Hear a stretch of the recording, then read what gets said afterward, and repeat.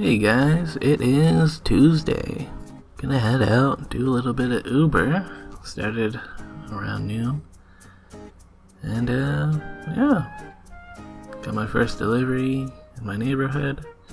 Some cafe. Classic 155 York. Leaving their food in the food closet. Kind of weird, but whatever. It's like, $60 of soup or something. Yeah. Then over at Light Cafe on Baldwin Village. Brought that over to Regent Park area. Picking up some Wendy's. Didn't have to wait too long, so that was nice. But One Bloor East? Terrible. The elevators. There's like 3 of them on this section, but I think only one of them was working. So it took literally 24 minutes from me getting in there to leaving there because of how long I was waiting for that one elevator. So that sucked. And yeah, I think I did one other delivery.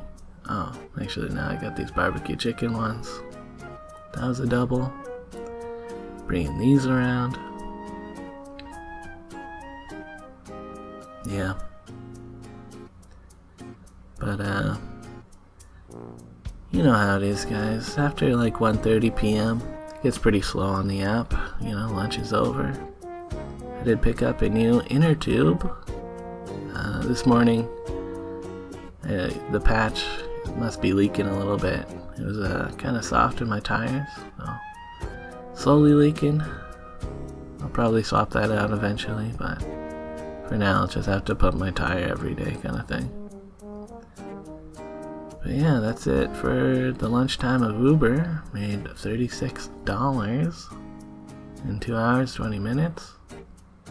Also, you know, if you guys are watching still, like, you might want to consider signing a petition to keep the Yonge Street bike lanes. It's mostly just a reaction to the remove the cycle track from Yonge Street petition. You know, I gotta show the people that the people do want the bike lanes. And I feel like the people who want to remove them forget what it used to be like. And it was honestly the same for these guys. Like, so many people just park in the right lane anyways. It's basically a 1-lane street for you anyways. Like, I don't know. You know, so many people just park along the street and block the right lane. But yeah. Also, like, looking at the actual map, Yonge Street is one of the only ways that goes north. That's good. Like, there's this small section here, but that only goes to St. Clair. And it feeds into not real bike lane streets. Like, the green dotted lines are bike friendly streets. Vaughan Road there, that's only one way that it has protected bike lane. Shouldn't be a solid line on Google Maps. And you know, it's just really nice. It actually connects the Beltline Trail to downtown, so anyone who lives along the Beltline Trail, this is like just a good path for people. So until they put in bike lanes on Avenue Road or something, like honestly Avenue Road would have been better than Yonge Street because it connects to the Beltline even better. But oh well. So yeah, back to my regular day. Considering making that backpack again, my courier bag.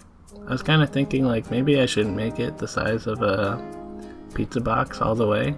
Like, my current bag just has like a little pocket for at the bottom for pizza boxes. But it's kind of more complicated to make that little like butt part of a backpack, so I'm just gonna make a big cube, I think. And it might be kind of weird to carry around, but well, I'm gonna try it out. But since it's gonna be such a big cube, I'm gonna want a way to secure smaller items to it. So I'm thinking I need to make like an elasticy thing that I can use to sort of like wrap around and hug the smaller packages.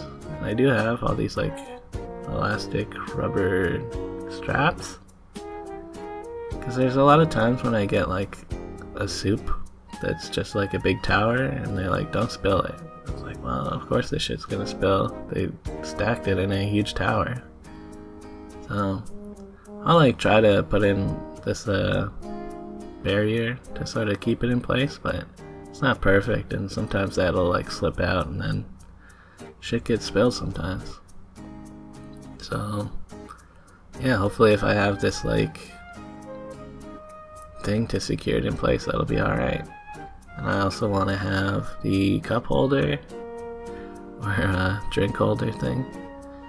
Sometimes that's alright, but if it's a single drink, it's kind of loose, so I'm going to have a smaller pocket for single drinks. But I also want to have the larger pocket for when I have 2 drinks, and they're in a bag kind of thing, so you can't separate them usually. That's why it has to be a big, large pocket. And I cut up the material a little bit here. I have some extra length, so I won't trim it yet, but I did get to sewing, and I used a zigzag stitch for the first time on one of the pockets. And these are going to be some deep pockets. Hopefully that will be alright. And I'll secure the side and bottom when I attach it to the rest of the material. So yeah, could have kept working on that, but I kind of wanted to get out there again and do some more Uber. Do another late night Ubering. And it took a little while, but I got a request from Wendy's. A triple. So that's nice. And the first guy I delivered to, kind of neat. The elevator had touchless buttons. I filmed this kind of shittily, but I didn't touch the button. I just hovered near it and it turned on. But the security, I didn't have a buzzer code, and he's like, you need a buzzer code? So I'll give him a call, and then he's like, well, you can wait in the lobby. And then I started like doing stuff on my phone to try to like call him. He's like, you know, it's our policy that as long as they're awake, I can let you in. And I was like, oh, okay. So then I changed my message. He's like, you know what, just go in. I was like, oh, that's nice. Just go on in. And then the other 2 deliveries I had for that Wendy's was just students at TMU. They were kind of dumb. I don't know. It just took them like 6 minutes to get down there. It's like, how hard is it to meet someone at the door? But whatever. So I stayed online for a little while longer, but I wasn't getting any requests, so probably online for another half an hour or so. But yeah, $48.68. Now I'm kind of just riding around because I'm listening to my podcast, you know, and looking at some neat street junk. Someone's getting rid of a clothes steamer. And who knows? I'm gonna find something that could be a potential trash to cash. Like this drawer? I don't know. This kind of reminds me of a type case, but I'm not really sure what those things were for. Neat wood though. I found a humidifier. I think this is the same kind Don and Adam have. And, you know, looking it up online, it costs like $80 new. And I kind of always wanted a humidifier. Well, not always, but a lot of times I'll go to sleep and wake up with an extremely dry mouth, especially in the winter. And this humidifier does still work. I was like, well, that's pretty nice.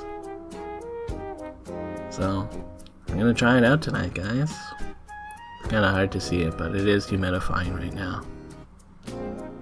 It's got a nightlight that still works. And the next morning, you know, my mouth was not extremely dry and painful. I was still thirsty, but it was better than most nights.